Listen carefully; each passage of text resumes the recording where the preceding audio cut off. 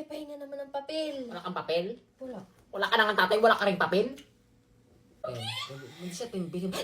Ang inaingin mo, di kami makapag-concentrate. Bobo ka na nga, cellphone ka pa ng cellphone. Kung nakikinig ka kay ma'am, di may nasagot ka sa tanong niya. Oo nga.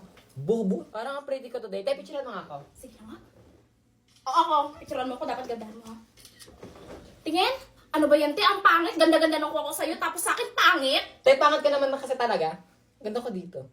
Tay, may tanong ako. May tinga ba ka? Wala. Buti pa sa'yo marami. Nakakaingit naman. Tay, naman ako tad konti. Anong lotion gamit mo? Secret, basta parehas kami na ginagamit ni Pia. Patingin? Kaya pala parang pangit yung balat nyo.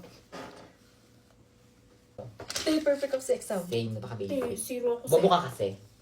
Bobo ka na nga, puro ka pa cellphone. Wala kang ginawa kundi mag-shirt full, mag-thirst na pag-makeup. Imbes na nag-aral ka at namilaban yung kokote mo, wala kang ginawa kundi mag-cellphone. Bagsak ka tuloy. May shade po siya, oh.